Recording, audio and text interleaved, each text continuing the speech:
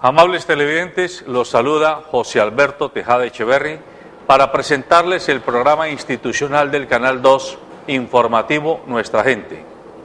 Hoy nos acompañan en el estudio la licenciada María del Rosario Mosquera.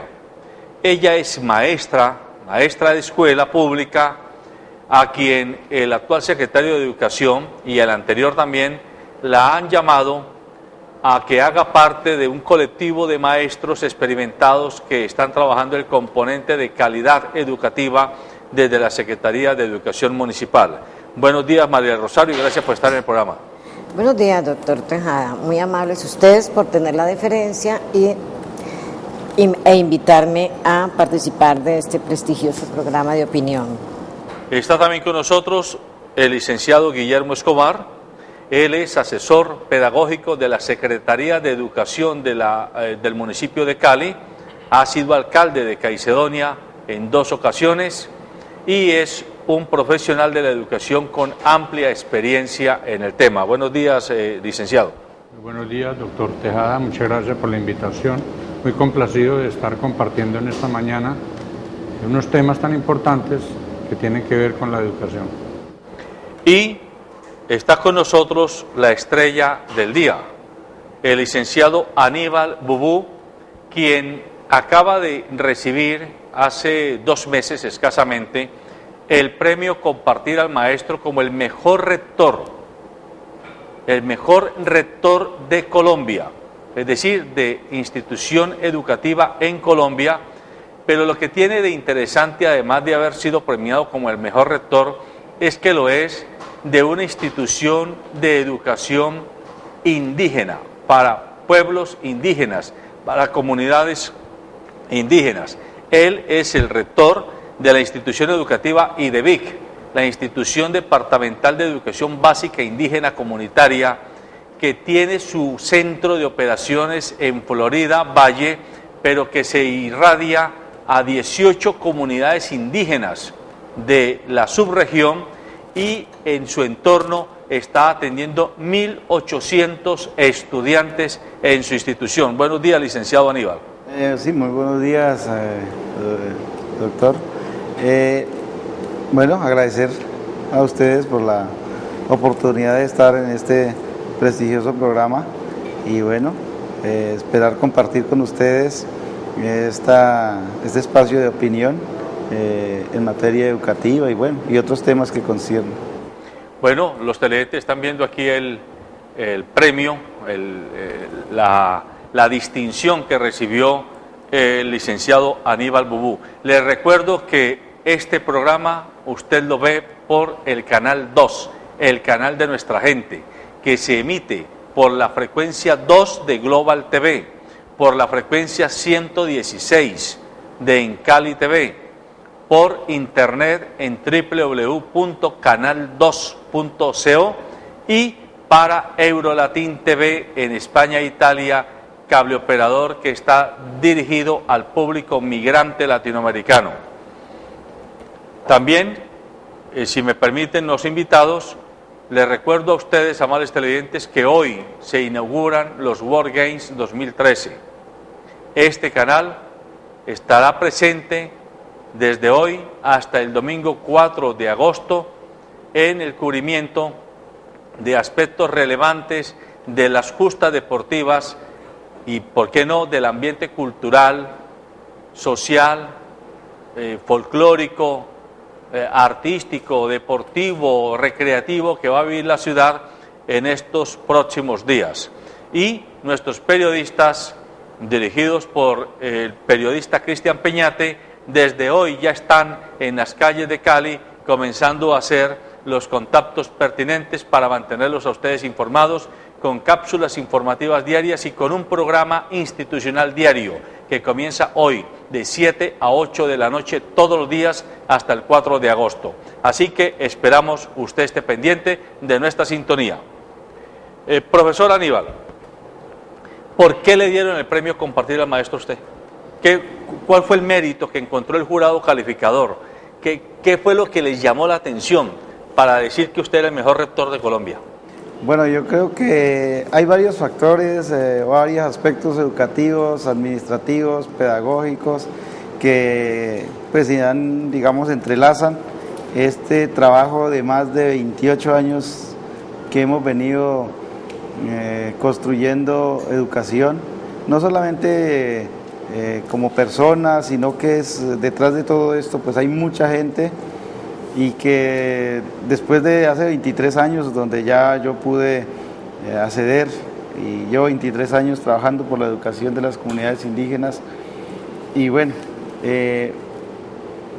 lograr ver estructurado un solo sistema educativo para atender todos los niños indígenas de todo este departamento, que están en 18 municipios, tanto en Nazas como en Veras, y atender una diversidad étnica, porque no es lo mismo atender un pueblo indígena Nasa a un en Vera Chamí, que tienen dos mundos y dos formas de pensar diferentes. Entonces, ver construido ese proyecto educativo para los dos pueblos fue muy importante, y yo creo que eso lo resaltó mucho la Fundación y el Ministerio de Educación Nacional. Y lo otro, hombre, la capacidad de liderazgo. He tratado, con el acompañamiento de las demás personas de mis comunidades, liderar un proceso de estos que es bastante grande y de bastante responsabilidad, y montar una sede administrativa, una sede principal en una finca de 65 hectáreas de tierra en estilo de una finca campestre, lo cual pues no es usual un colegio con esos espacios, y yo creo que eso fue lo que llevó a este premio. Mi estimado rector, pues primero con una sincera felicitación por ese premio tan meritorio que se le ha otorgado. Yo conozco personalmente la experiencia de IDEBIC, me parece maravillosa. Yo quisiera que usted nos caracterizara un poco, nos explicara cuáles son las características de ese modelo pedagógico que ustedes aplican de acuerdo a la cosmovisión que tiene la comunidad indígena. Bueno, las características pedagógicas, pues hubo la necesidad de romper un poco con los paradigmas o el esquema, digamos, educativo oficial, sin ir a decir que lo vamos a desconocer, ¿no? Porque igualmente hay que tenerlo en cuenta, las 9 áreas fundamentales que ordena la ley 115. Lo que pasa es que nosotros nos dimos a la tarea de construir otras 9 áreas fundamentales, incluso tenemos 10. Total, entonces tenemos alrededor de 18 áreas fundamentales, entre las cuales pues nos tocó construir, por ejemplo, si son comunidades indígenas, había que construir unas que dijeran, por ejemplo, dignidad indígena. Dignidad indígena. Dignidad indígena, ¿qué es lo que lo hace digno de él ser lo que fue, lo que es y lo que será? Entonces esa área es una área bandera, pensamiento propio, es decir, ¿qué es lo que nos hace pensar diferente a la sociedad sin desconocer la otra sociedad? Ética y valores propios, relación hombre-madre-tierra, porque nosotros somos unos defensores de los recursos naturales, y a nuestros niños desde pequeñitos hay que irle creando esa relación con los recursos naturales, y que la proteja, que la cuide. Entonces hemos ido construyendo todas esas áreas, y bueno, es lo que hoy hay, digamos, una cosa pedagógica, una mezcla, llamemos así, y bueno, también tenemos muy buenos maestros en matemática, español, ciencias sociales, toda esa parte, porque no lo podemos desconocer. ¿Son también indígenas o son maestros, llamémoslo, de la cultura occidental tradicional? El 98% de los maestros que están en la institución es indígena. De hecho, había que traer algunos maestros no indígenas, por ejemplo, para química, física, en lo cual pues hasta ahora todavía no hemos podido obtener maestros con esas cualidades, pero igualmente se están formando, por ahora nos están ayudando, o los de tecnología que enseñan a manejar todos los sistemas. Ha tocado que traer algunos compañeros, y igualmente han compaginado muy bien con los niños indígenas y la comunidad. Yo les quiero preguntar a María del Rosario y a Guillermo, que están ya más desde la parte institucional de la educación, ¿qué es lo que valoran ustedes del modelo y de la experiencia educativa de IDEBIC? O sea, además pues de que es un proyecto educativo indígena, de que han demostrado que cumplen ciertos estándares de calidad que definitivamente descollan, pero ¿qué a ustedes que viven en Cali, que viven en el departamento y que como yo mantenemos en la sociedad occidental común y corriente, cuando a uno le dicen que el mejor rector del país ha sido escogido, un rector de un modelo educativo indígena, eso golpea, rompe esquemas, porque uno diría, mejor rector, pues, ¿por qué no Santa Librada? ¿Por qué no el Antonio José Camacho? ¿Por qué no el liceo departamental, si hablamos de instituciones públicas? ¿O por qué no el colegio Bené, o el colegio La Cordero, el colegio San Bosco, cualquier colegio? Pero cuando nos dicen, no, es una institución educativa indígena, ustedes que todos los días tienen que vérselas con colegios de todos los tipos, con maestros de todos los tipos, ¿qué es lo que más resaltan? En el caso suyo, María Rosario, ¿qué es lo que más le llama la atención del proyecto educativo que dirige Aníbal? La verdad es que yo estaba escuchando a Aníbal y yo estaba pensando sobre las 18 áreas que tiene Aníbal, 18 asignaturas podríamos decir.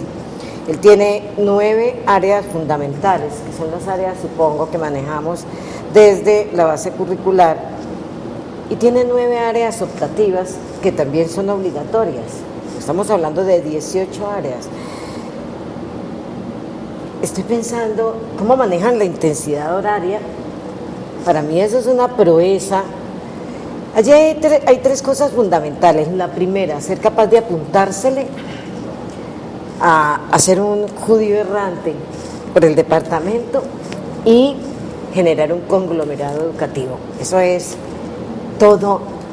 Bueno, me le quito el sombrero, porque es que nosotros aquí ni siquiera podemos ir a pie a la institución donde trabajamos. Por otra parte, haber estructurado un currículum con tantas asignaturas. Aníbal, ¿cuál es la intensidad horaria? ¿De cuántos minutos son las horas? ¿Cuánto permanecen los muchachos allí en la hacienda o allí en donde está contextualizada la institución educativa? Porque es que aquí nosotros manejamos 6 horas y los muchachos quieren irse ya. Yo entiendo que tú tienes, la comunidad tiene otras características. Definitivamente la relación con la Pachamama de ustedes es fuera de lo común. La relación con la tierra es fuera de lo común, y quien maneja, el agricultor, el que maneja la tierra de por sí, tiene otras características humanas. Pero estamos en el siglo XXI con la sociedad del conocimiento, con las tecnologías de punta, mecánicas y científicas, y todo esto permea a tus estudiantes y tu comunidad. ¿Cómo lo manejas? Bueno, la intensidad horaria, nosotros trabajamos en tanto escuelas como en los colegios, porque hay que resaltar que nosotros tenemos el colegio de Florida y el colegio de aquí de Jamundí, el colegio indígena, y otro que está ubicado en el municipio del Dobio.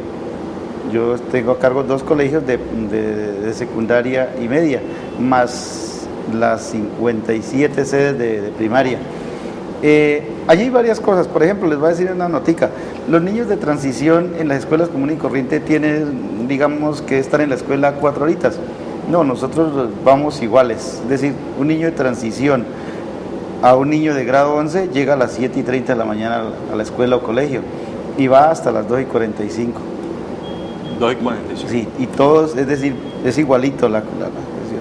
Entonces, a veces nos dicen por qué los niños de transición los tienen tanto tiempo, pero yo creo que también nos hemos dado la tarea de capacitar mucho a los maestros, de dar muchas orientaciones pedagógicas, de ser dinámico, creativo, imaginativo, y bueno, y que de tal manera que los niños se amañen en la escuela, siendo que hay niños que vienen de muy lejos, porque estamos hablando de niños que caminan 1 hora, hora y media, 2 horas para llegar a las escuelas. O sea que ese niño que ya entra a las 7:30 tiene que salir desde las 6 de la mañana de su casa.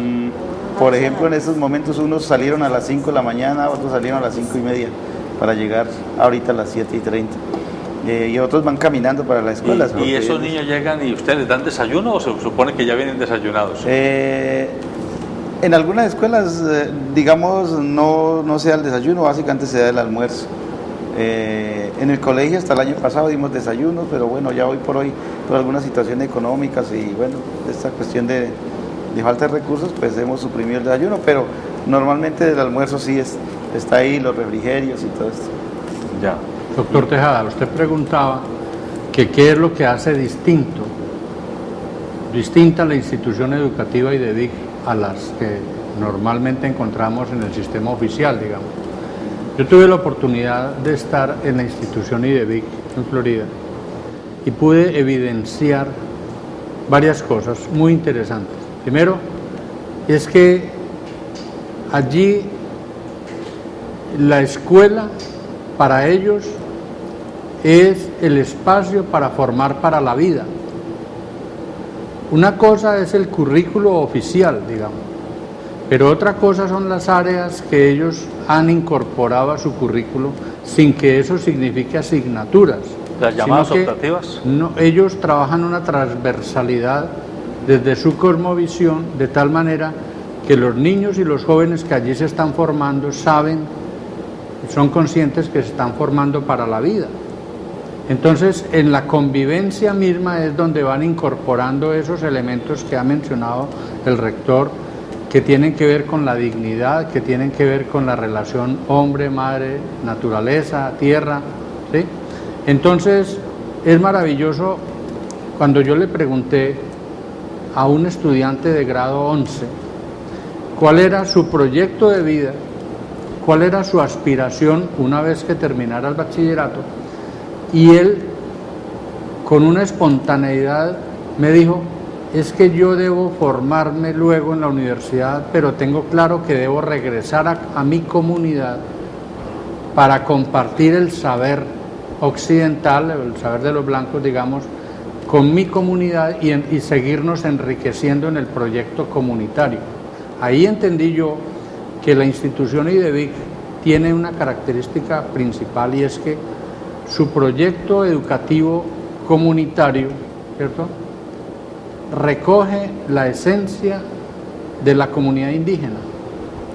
Y en los proyectos productivos que tiene, porque de eso no hemos hablado, pero ahorita le pediría al rector Aníbal que nos comente, ellos con esos proyectos productivos se están ayudando no solamente en la economía, ¿cierto?, sino a formar para la vida, para que el perfil de ese egresado sea de una manera individual una persona, digamos, competente, capaz de desempeñarse laboralmente en los medios, pero también que tenga una responsabilidad con su familia, porque eso lo tiene el sentido familiar, es muy arraigado también, es una diferencia bien importante, y más que la familia es la comunidad indígena. Ellos trabajan para la comunidad y el currículo trabaja, digamos, que todos esos elementos desde la transversalidad para formar al hombre para la vida. Yo creo que respondiendo a la compañera, no le respondí la propuesta, pero la está respondiendo el doctor. Y es que cuando usted me pregunta la intensidad horaria, sí, vamos de 7:30 a 12:45 en una jornada completa, y son tantas asignaturas, entonces se maneja la integralidad. Por ejemplo, matemáticas se puede enseñar en la huerta escolar, sembrando cilantro, lechuga, acelgas, sembrando café. Nosotros tenemos harto café sembrado con los estudiantes, y entonces sembrando café uno está jugando con la matemática de diferentes maneras, entonces la están haciendo práctica y luego hacen cálculos y bueno, todas estas cosas, la matemática juega ahí. Pero al mismo tiempo, sembrando café, están aprendiendo, relacionándose con los recursos naturales, ciencias sociales, ciencias naturales, están trabajando español, porque luego tienen que contar eso, cómo les fue. Entonces, es una cosa, y entonces todo eso se reúne en ese espacio de las horas de la intensidad horaria, porque si uno lo va a distribuir, pues seguramente no encuentra la fórmula. O sea, el trabajo que ustedes desarrollan es un trabajo por proyectos. Sí. Ustedes, es una modalidad pedagógica del desarrollo del currículum. Eso se presta en esta modalidad. El doctor Tejada preguntaba que qué más le admirábamos. De hecho, nosotros, los que nos denominan ellos, nuestros hermanos indígenas occidentales, creo que siempre nos les vamos a tener que quitar el sombrero en algo muy especial, y es en el manejo y respeto de la autoridad. Ellos normalmente sí manejan y respetan la autoridad y tienen una estructura orgánica y sobre esa estructura orgánica se rigen.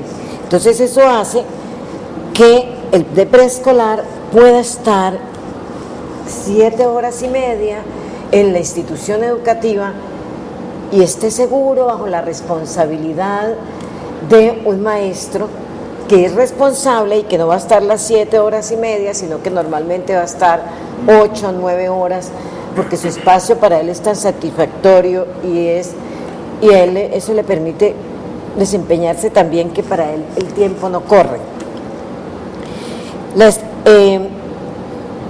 La desventaja que tenemos nosotros precisamente es eso, que no hay línea de autoridad, ya se permearon los límites, pero todavía conservan. Regreso nuevamente a manejar la parte de los refrigerios reforzados y de la alimentación básica de los estudiantes, porque es que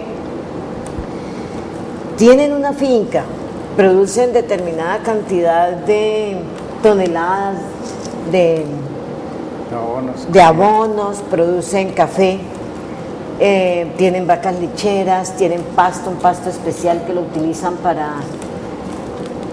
pero estamos hablando de 1.800 y más estudiantes.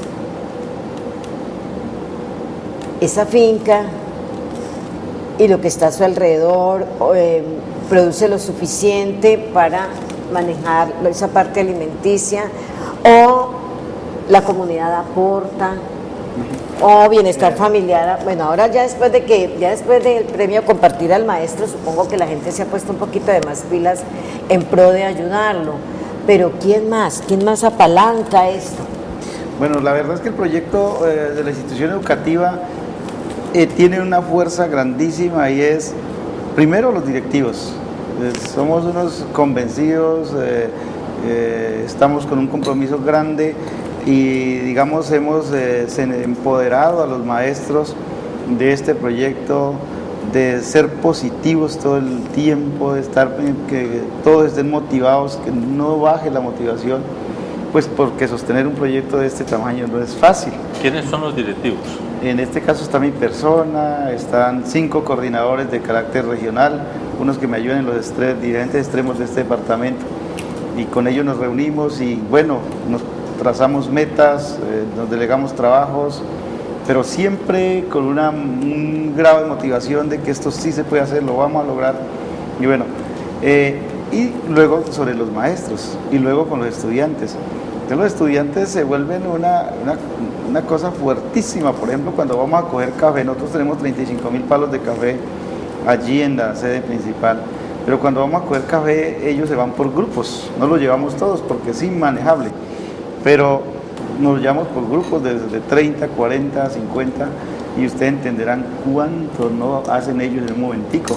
Claro, son como hormigas. Y cuando ellos les queda un poquito grande, porque cuando se vienen las cosechas de café grande, pues es grande. Entonces están los padres de familia, y los padres de familia ayudan a esa institución, y a las diferentes escuelas cada mes van el primer lunes de cada mes y trabajan de 8 a 12. Y a esa comunidad le llegan 120, 140 personas entre hombres y mujeres. Eso no hay trabajo que les resista. Y cuando se les complica mucho, entonces convocan a la minga en general, donde llegan 300 o 400 personas, y ahí sí sobras tiempo. Bueno, entonces esas son las cosas fuertes que tiene eso, es decir, sentido de pertenencia y empoderamiento de la gente, que crea que el proyecto educativo es muy importante y que la educación es una alternativa para yo quiero retomar algo que dijo María del Rosario. Su hipótesis es que en ustedes funciona el modelo, además de las muchas bondades que tiene, porque el factor reconocimiento de la autoridad está muy acendrado en la comunidad, en el espíritu colectivo. Autoridad que en su contexto tiene una connotación muy distinta a la que posiblemente en nuestro contexto la tiene. Aquí autoridad es más sinónimo de autoritarismo, de aplanadora del poder, de sometimiento, de obediencia ciega o hasta de manipulación del poderoso, que hace alarde de su poder para llevarse por delante cualquier proyecto de vida o de comunidad. ustedes frente a la autoridad, yo quiero que les jalemos pita a eso. Los jóvenes, los niños y los propios adultos, ¿en qué sustentan ese respeto casi sagrado a las autoridades indígenas y al reconocimiento de que primero está la comunidad que el individuo? Bueno, para nosotros hay varios tipos de autoridades, les voy a nombrar dos. La primera autoridad de nosotros está reflejada en los mayores, es decir, aquellos, llamémosle así, viejos, sabedores, los ancianos, que son los que, digamos, ellos se reúnen, uno les pregunta a ellos, por ejemplo, ¿cómo vamos en el aspecto educativo? ¿Ustedes cómo lo ven? Y ellos le van diciendo, nosotros lo vemos bien aquí, pensamos que aquí hay algunas fallas, consideramos que ahí usted tiene que hacer esto. Pero cuando hay cosas muy claras con ellos, cuando nos reunimos a hablar a pedirles un consejo, lo primero que ellos dicen, pero ¿usted lo van a cumplir? Entonces, pues porque si no lo van a cumplir, entonces no hablemos. Entonces, si lo vamos, toca que decir que sí. Y decir que sí ya es un compromiso. Entonces uno tiene que hacerlo. O sea, ya sí se honra la palabra. Claro. Si usted le dijo que sí lo iba a hacer, entonces el mayor te dijo el consejo. Entonces lo que tiene que hacer es esto, esto, esto y esto. Y entonces uno queda con un compromiso grande. Me he visto en unas encrucijadas muy fuertes siendo el rector, y a veces donde no, uno tiene que quedar por un poquito, digamos, a un ladito de ellos, porque está al mando de ellos. Y otra cosa son los gobernadores indígenas, que son elegidos por las comunidades y los cuales, les voy a poner una comparación. Yo tengo varios títulos de profesional que he hecho, pero frente a un gobernador estoy por debajo del gobernador. Pues es decir, lo que él me diga, y de hecho yo respeto lo que ellos digan, y así mismo le inculcamos a los maestros, así mismo le inculcamos a los niños. Es decir, que ese es el gobernador que nosotros elegimos, y lo que él diga, eso está bien dicho. Además, porque él dice lo que él decide o lo que él ordena, no es porque él ordene, sino que él ha consultado a una comunidad en general. Permítame, yo le jalo pita eso también. Aníbal, usted dice, yo respeto al gobernador porque él es el gobernador que fue elegido por nosotros. Haciendo la comparación con nuestra realidad, yo quisiera que nosotros pudiéramos decir siempre lo mismo, que quienes son nuestros gobernantes y nuestros representantes, que son elegidos también, por lo menos formalmente son elegidos, que de verdad obedecieran primero un proceso de elección transparente, pero segundo, que obedecieran a un proceso de gestión respetuosa de la comunidad que los ha elegido, es decir, de los intereses primarios de la comunidad y no de intereses particulares de grupos de interés. Allá ustedes, ¿cómo le hacen control a los gobernadores? Es decir, ¿cómo controlan a quien tiene el poder?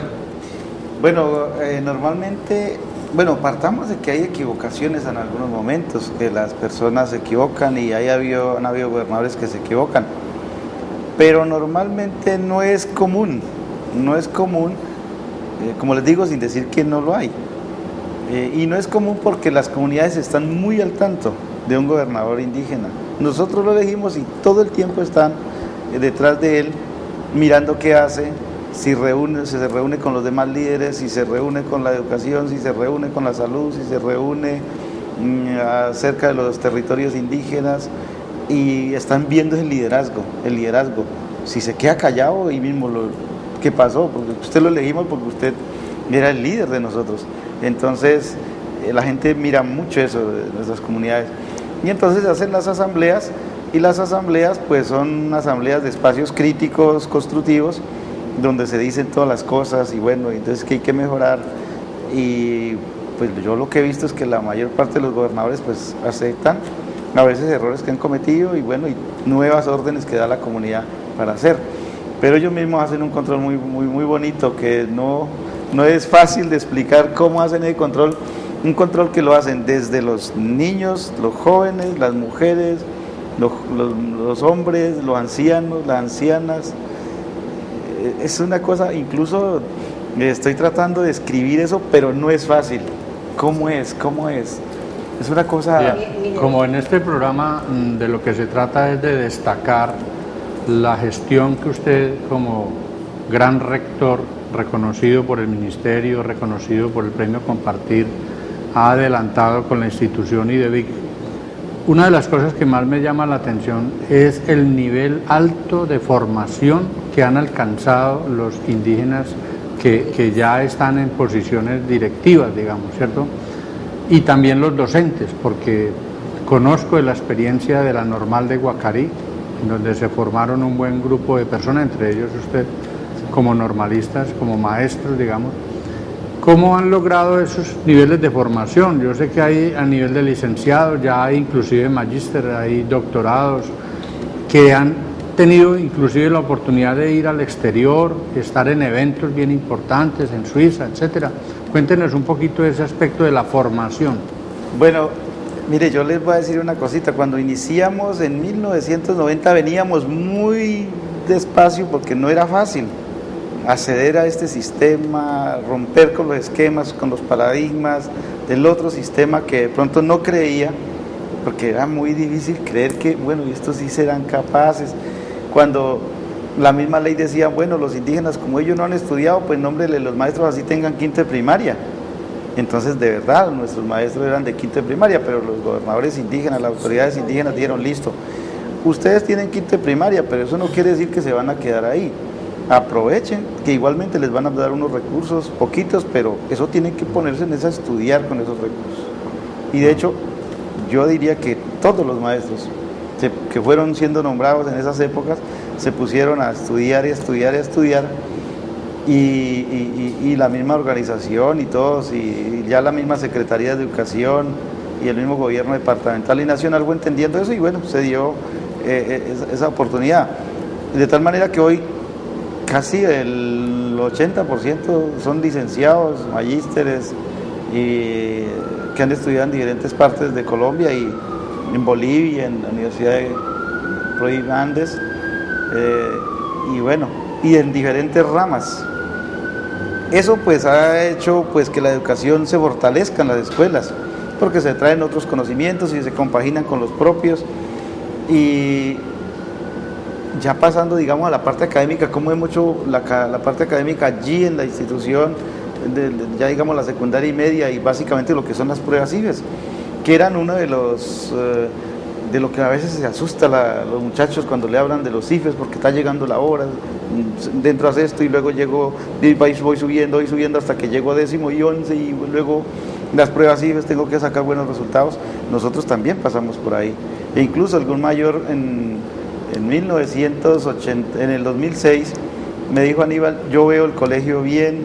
Nosotros fundamos el colegio el 12 de octubre de 1998, pero en el 2006 el mayor me hizo una conversación y me dijo, mira Aníbal, yo veo el colegio bien, pero veo que ustedes están como muy centrados a lo indígena, ¿no será que nos estamos volviendo algo así como centralistas? ¿Usted no ve eso? Y yo le dije, puede ser, pero pienso que nosotros no estamos desconociendo las otras asignaturas.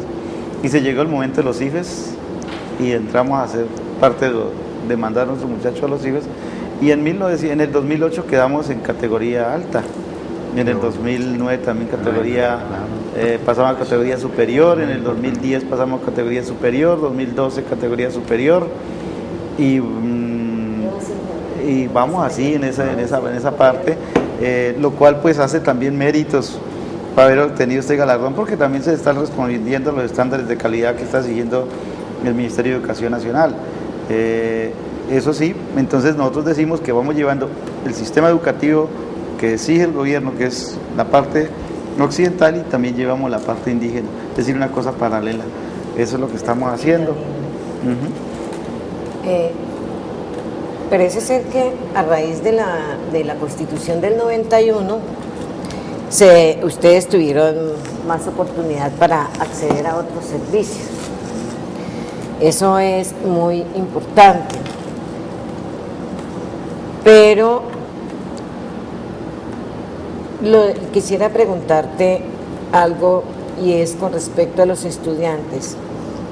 ¿Cuál puede ser el índice de estudiantes que tienen ustedes en los grados 11?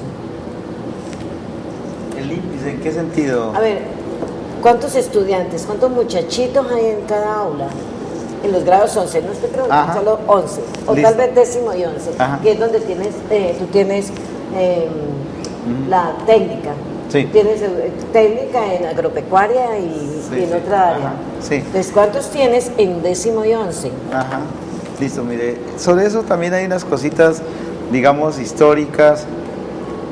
Cuando nosotros iniciamos en 1998 no había rector, no habían coordinadores, no había maestros, no había nada porque no se creía en esa institución. Entonces, nosotros del 93 que adquirimos el predio de la finca donde íbamos a instalar el colegio, pues nos la pasamos como 5 años diciendo que íbamos a iniciar el colegio y no podíamos. En el 98, como no hubo apoyo institucional, entonces las mismas autoridades dijeron, hombre, pues aquí toca que iniciar nosotros. Usted, Aníbal, que ha venido trabajando la educación de manera voluntaria durante tantos años y conoce, pues coordine usted. Y los maestros salieron ahí jovencitos de la misma comunidad que tenían un quinto de primaria y bueno, ellos fueron los maestros del colegio inicial. Y ahí nos fuimos hacia adelante, trabajando, llegando a hacer esta parte. Y en esa época se matricularon 48 muchachos para hacer el sexto, y para iniciar el bachillerato. Pasados los 6 años, de esos 48 graduamos 7. Es para responderle la pregunta. 48 y salieron 7. Y graduamos 7. ¿Qué pasó? Pues que no teníamos estructuradas las mallas curriculares, que no teníamos una metodología, una pedagogía clara, que no estaba estructurado el sistema en nosotros. Y entonces los muchachos se aburrieron por muchas cosas y nos salieron. Eso nos asustó bastante. Pero luego ya fue pasando los años y entonces ustedes han visto que hay veces, sí, entran muchos a primero y en segundo van mermando, en tercero van primando. Hoy nosotros estamos llegando a una línea de estabilidad, es decir, en sexto pasan 58 y esos 58 pasan a séptimo. No hay deserción. Esos pasan a octavo y así. O sea, no hay deserción. La deserción es hay mínima, dígame, retenciones, o sea, sí, un 1%, no hay- un 2%. Tienen un buen índice de retención. Eso es lo que es. Doctor Tejada y compañero Guillermo, como poco a poco la experiencia va dando ciertas pautas para poder nosotros emitir algunos juicios y no ser tan duros con la educación citadina. Llegan de sexto y van los mismos a 11.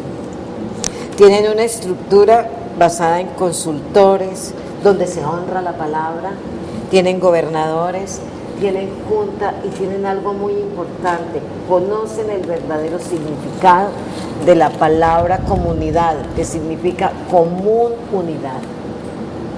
Entonces nos llevan años luz en esto. Nosotros en las instituciones oficiales citadinas tenemos demasiada rotación de personal, o sea, los muchachos se van mucho y vuelven, mantener un buen índice de retención es muy difícil. También es difícil hacerle entender a la comunidad que si vamos mancomunadamente es más fácil pintar la sede de primaria o la sede secundaria y otra serie de cosas que ellos nos llevan años luz en su praxis, o sea, lo tienen interiorizado, es parte de su forma de vida y no lo dejaron perder. Yo quiero aprovechar este tema que estamos tocando, es decir, la demostración de la calidad educativa de un modelo institucional que se sale del común en lo que llamaríamos la educación de los blancos, la educación occidental, para que ustedes nos ayuden a enviar un mensaje. Yo no quiero aquí ponerme a hacer apologías étnicas, pero sí creo que esta experiencia nos permite tumbar de un tajo un falso discurso que hay en el imaginario colectivo nuestro, y es que el indígena y el negro son razas inferiores, son menos inteligentes, son hermanos menores, son menos preparados y por lo tanto o hay que mantenerlos marginados o hay que estarlos socorriendo, pero de una manera vertical, es decir, indicándoles qué y cómo deben actuar. Esto lo digo porque desgraciadamente en nuestro continente, esto no es un problema solamente de Colombia, en nuestro continente, uno va a Centroamérica y ve lo mismo, va a otros países andinos y ve lo mismo, hay una cierta especie de vergüenza colectiva de nuestros orígenes y hay una cierta vergüenza colectiva étnica, por eso es que somos tan esnovistas, por eso es que todo lo de afuera nos parece bueno aunque no sea bueno, pero si tiene apellido extraño, o si tiene color extraño o fisonomía extraña, ya nos parece que eso de por sí valida. O sea, habla enredado. Entonces, no estoy tratando de hacer apología barata, por favor, amables televidentes, entiéndame, pero yo sí creo que esta es una demostración contundente de que aquí estamos hablando de iguales e iguales. Y yo a ustedes les quiero pedir que se pronuncien porque están en la autoridad educativa de la ciudad de Cali. Muy bien, usted ha tocado un tema, doctor Tejada, que es muy interesante y es que el papel que debe jugar la educación en lo que se mencionó hace un rato en formar ciudadanía. En el plan decenal de educación de Cali, que se formuló en el 2004 y que va hasta el 2014, se planteó Cali ciudad educadora. Y lo primero que hay que hacer es reconocer cómo es nuestra ciudad. Cali es una ciudad rica por la diversidad, por la multiculturalidad que confluye. A Cali llegan de todas partes del país, ¿cierto? Y de todas las razas. Y entonces tenemos que entender con una visión socioantropológica esa complejidad que se vive en la ciudad. Es una riqueza que a la que tenemos que responder desde la educación. Primero, reconocer, digamos, que la categoría de territorio.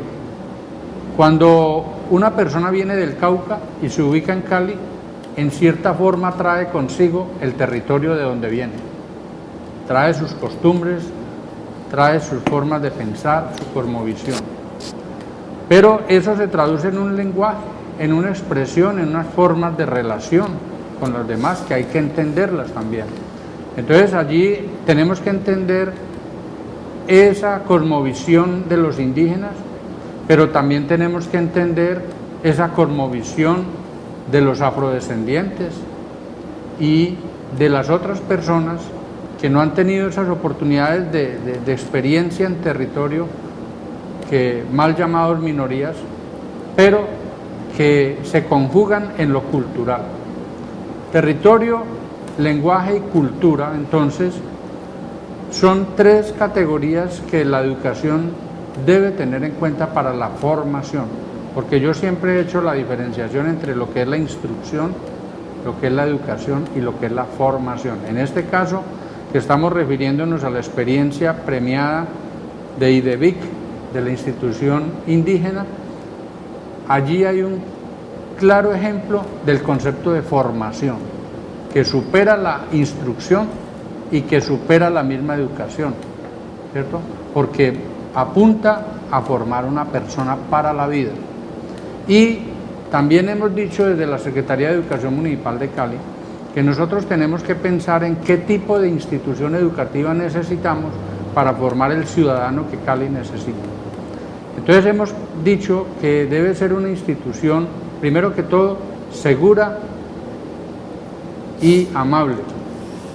Segura por las condiciones en que se mueven nuestros niños y nuestros jóvenes, en su entorno, pero amable en el sentido de que debe ser una institución en donde se disfrute, se goce cada día, en cada clase, y que no sean esas instituciones frías, carcelarias, que el viejo sistema tradicional nos enmarcó, sino que sean unas instituciones en donde, por ejemplo, la convivencia, que es uno de los aspectos que yo quiero destacar ahora y preguntarle al rector Aníbal, la convivencia debe ser muy importante y debe ser amable, pero las instituciones educativas deben ser también eficientes y eficaces para lo que se les pide, es decir, a enseñar y a aprender. Perfecto. Y finalmente, una institución educativa que esté acorde con los tiempos. También hay una pregunta ahora con relación a las TICs, por ejemplo, que son las tecnologías de la información y la comunicación, cómo ellos incorporan también y tienen unos muy buenos ejemplos de que no se van quedando rezagados, digamos, al desarrollo tecnológico, sino que están al día.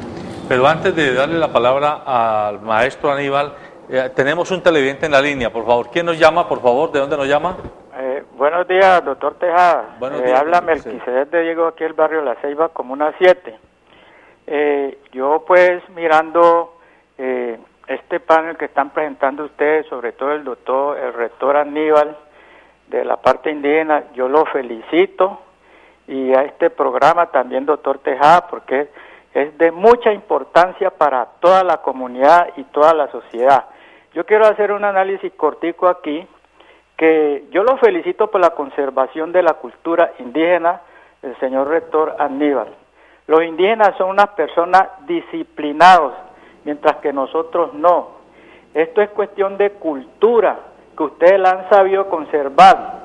Y hay una cosa muy importante, ustedes en sus comunidades tienen el nivel colectivo y solidario, el respeto a los mayores, y crean valores positivos para los niños y la juventud. ¿Qué es lo principal que tienen ustedes? Sus principios es su gente y la conservación de la vida para que sean buenos ciudadanos hacia el futuro. Y yo los felicito, y eso es lo que nosotros, tanto los afros como la comunidad civil, debemos tener este ejemplo de los indígenas, y que es un ejemplo mundial. Los felicito sinceramente. Muchas gracias, don Melquisedec. A ver, profesor. Bueno, la verdad es que nosotros hemos, respondiendo a varias inquietudes que ustedes han hecho, digamos cómo entrelazar los proyectos productivos, porque nosotros tenemos un proyecto productivo que cuando todo el mundo vaya al colegio, y que de antemano estamos invitando a aquellos académicos, aquellos que quieran conocer la experiencia, las puertas de nuestra institución están abiertas para que vayan y la conozcan, porque una cosa es hablar y otra cosa es ver y tocar allá. Y oler. Y oler lo que es ese colegio, donde están los proyectos productivos de pasto, que es uno de los que menos vemos cuando la gente va allá, porque ese está escondidito, pero es el motor de todo, porque gracias a ese pasto yo tengo con los muchachos unos 38, 40 reses, y ese ganado me produce abonos orgánicos, más o menos unas 6 o 7 toneladas cada 60 o 70 días. Con ese abono orgánico, que es en grandes cantidades, entonces sembramos café, sembramos bananos, sembramos cañas, sembramos verduras, y eso incluso nos da para tener un proyectico ya mínimo, digamos, de porcicultura, avicultura, y bueno, por cosas pequeñitas. Entonces, eso luego también lo llevamos a la parte de la tecnología, de las TICs, donde un muchacho puede ir a tomar fotos a la finca, y luego eso lo lleva a PowerPoint, luego a hacer estadística, luego escribir sobre eso en los mismos aparatos, y bueno, y todo eso lo intercalamos de tal manera que no se nos vaya quedando nada por fuera. Y sí, hacemos audiovisuales, somos pues apasionados, y tengo 2 egresados de la misma institución que son los que están al tanto de hacer videos para ir como llevando una memoria de todo el proceso. De hecho, yo tengo historias desde el 90 de llevar fotografía y video, y me parece que eso es una estrategia buenísima, que los audiovisuales, a veces una imagen habla por 1000 palabras, y eso a los muchachos les gusta mucho, es muy pedagógico, y bueno, eso es lo que les puedo comentar así después rápidamente. A ver, yo voy a hacer énfasis en una cosita, que si estuviera, mis 2 hijos se tensarían, y es lo siguiente. Cuando nosotros dejemos de hablar de negros, el cuento de afrodescendientes no es de mi agrado, de indios, de interioranos, de costeños, y empecemos a hablar de colombianos, y podamos hacer el nivel, podamos darnos y exigir en la misma proporción, y dejemos de estar acolitando la pobreza yo no he oído que tú le des nada a nadie. La gente trabaja para poder comer. San Pablo dice que el que no trabaja no come. Cuando empecemos a darle a la gente, pero a pedirle resultados de lo que le estamos dando, cuando dejemos de estar acolitando una serie de cosas que lo que ha ido es creando, pienso yo, una mente de mendicidad en mi país, y empecemos a jalonar procesos y proyectos donde además de la gente ser feliz a través de su trabajo logre conseguir lo que necesita para sus lo que requiere para sus necesidades básicas, vamos a mejorar algunas cosas. Hay que respetar la idiosincrasia de los pueblos, sí, sus características específicas. Tú respetas, por ejemplo, tus características de grupo indígena, pero tú asumes y le muestras y pones a tus estudiantes a vivir también la otra parte. No te quedas allí. Lo que pasa es que nosotros nos estamos quedando en que hay que imponer la cultura afrodescendiente, hay que imponer tal cultura. No, hay que hacer es lo que tú estás haciendo, un proyecto que le permita a todo el mundo ser único e irrepetible, pero que tenemos que tener algo que mostrar y mostrar generalizado. De la misma manera en que los mandamos a todos a que presenten las pruebas saber tercero, quinto, noveno y 11, de la misma manera hay que hacerles hay que tener niveles de exigencia con las personas. Parece ser, me da la leve impresión, que estamos dando mucho y exigiendo poco. Estamos dando demasiado a las comunidades, estamos dando demasiado en todos los sentidos, justificando la cultura del lamento y la pobreza en el país y no estamos exigiendo. Yo no estoy de acuerdo y toda la vida, yo soy una maestra de 41 años y he trabajado desde transición hasta ser maestra de maestros. Y yo les digo lo siguiente, yo trabajé con el vicariato en Buenaventura, cuando Buenaventura era vicariato, y entonces reunían los maestros de Los Ríos y los llevaban a Magnoregio y allí nosotros trabajábamos con ellos. Tienen la misma característica, son deseosos de trabajar, no piden y se esfuerzan. Yo fui a Robles, a la zona rural, y trabajé con los maestros de la zona rural y los capacité, y la gente se esfuerza por trabajar y ama y no pide. En la medida en que no estemos dando tanto y si damos, exijamos respuesta, vamos a bajar el índice y vamos a mejorar y vamos a volver a manejar otras cosas. En línea con lo que está diciendo María Rosario, yo estoy pensando en los institutos técnicos agrícolas, porque la mayoría de municipios, en este caso el departamento, tienen un territorio bastante amplio de veredas y corregimientos que son de suyo campesinos. Y uno se pregunta por qué, por ejemplo, los institutos técnicos agrícolas no han logrado dar el salto que pudieran haber dado oyendo uno y conociendo esta experiencia, porque mucho de lo que ellos hacen lo podrían hacer estos institutos financiados por el gobierno para población que no es indígena, que no es negra, que es mestiza y que es campesina, pero que necesita incorporarse activamente a la economía y a la sociedad. Ahí hay un problema que identificamos, doctor Tejada y compañeros, y es en la formación del maestro para la institución en la que va a trabajar. En Colombia no hay, infortunadamente, una formación específica para la ruralidad. Se forma el maestro para básica primaria, para secundaria, inclusive para la universidad, pero con una visión de urbanidad, de lo urbano, pero no se piensa la problemática de la ruralidad. Entonces los institutos técnicos agropecuarios, que además tienen muchos problemas económicos también, caen en eso, en que son atendidos por maestros que no tienen una formación, digamos que tampoco tienen una identidad desde la ruralidad, sino que ellos han crecido y se han formado en la ciudad y concursan y se nombran para una vereda, pero allá se sienten extraños. Y casi que van es por la nómina, digámoslo así. Y no incorporan, digamos, en su trabajo esa dinámica que es lo que yo quiero destacar. Pero como ya estamos como mirando el reloj, yo sí quisiera aprovechar dos cosas para preguntarle al rector Aníbal. Una es que uno de los problemas serios que afrontamos, digamos, en las instituciones urbanas es el problema de la convivencia.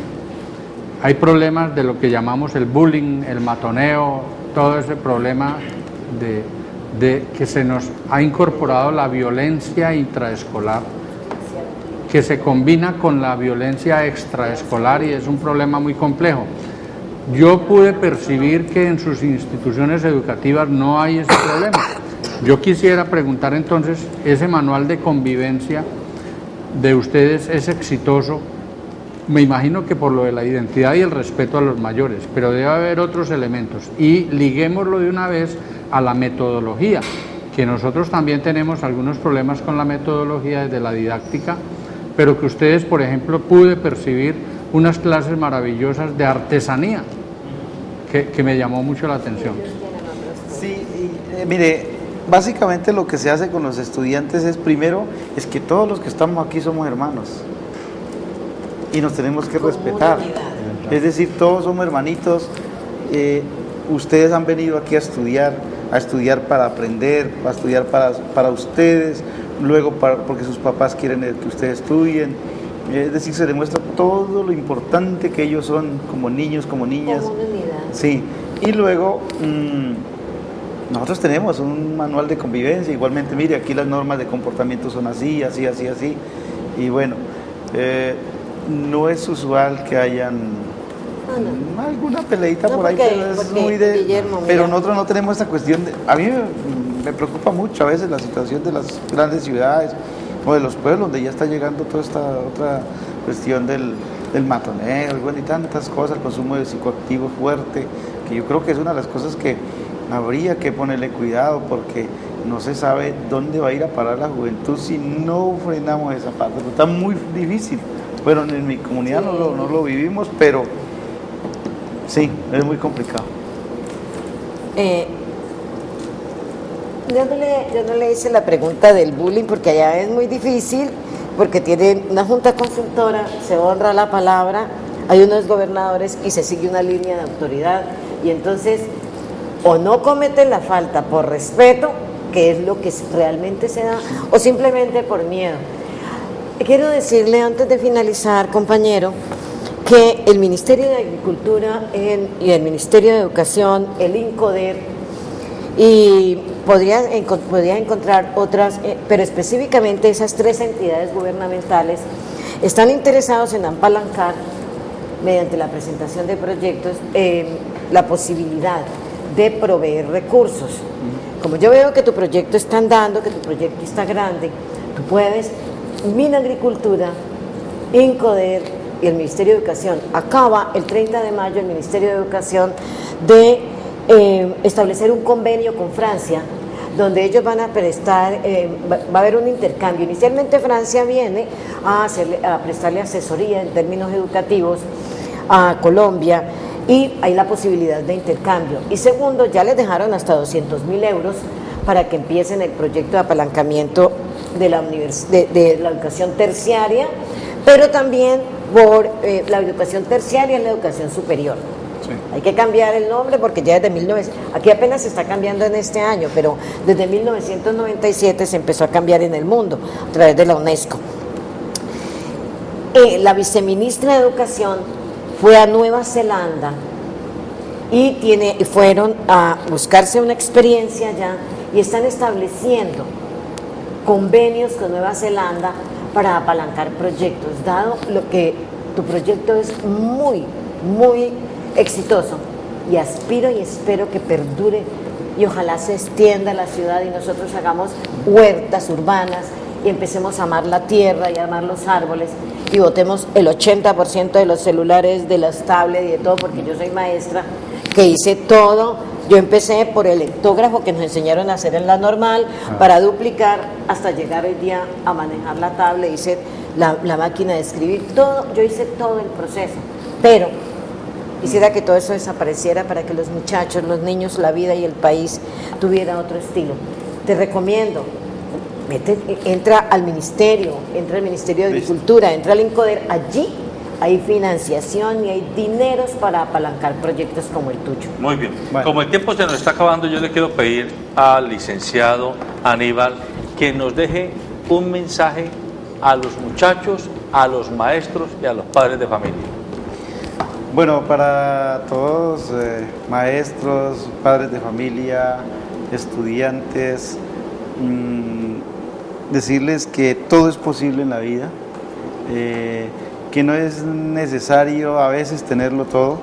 Yo vengo de unas familias, digamos, muy pobres económicamente. Cuente que usted hizo quinto de primaria a los 15 años y que se hizo bachiller a los 29. Sí, vengo de ser huérfano de padre de los 2 añitos, es decir, tuve el privilegio de tener papá por 2 meses, por 2 años, y bueno, donde no habían escuelas. Para hacer el primero, segundo y tercero me tocó de caminar 2 horas y media todos los días, hasta que hice el tercero. Terminado el tercero, como no había más donde seguir el cuarto y quinto, me tocó que parar otra vez, y tiempo después volví y seguí. A los 15, 16 años pude terminar quinto de primaria después de tanto, pero siempre quise estudiar, eso es lo que no me dejaba quieto, pues. Pero terminar quinto de primaria tenía que irme a la ciudad, al pueblo, y no tenía conocido en el pueblo, no tenía familiares, no tenía recursos, así que me dediqué a trabajar en el campo con mis hermanos, con mi familia, y ya cuando pude, como dice, conseguir recursos a través de jornales, de trabajar así a otros, pues me fui a estudiar a los 25 años a la Normal Miguel de Cervantes Saavedra de Guacarí, y a los 28 años me gradué como bachiller pedagógico. Y a los 28 años, cuando hoy hay posibilidad de, si uno se pone juicioso a estudiar, a los 16, 17 años, 18 años más tarde, sos bachiller.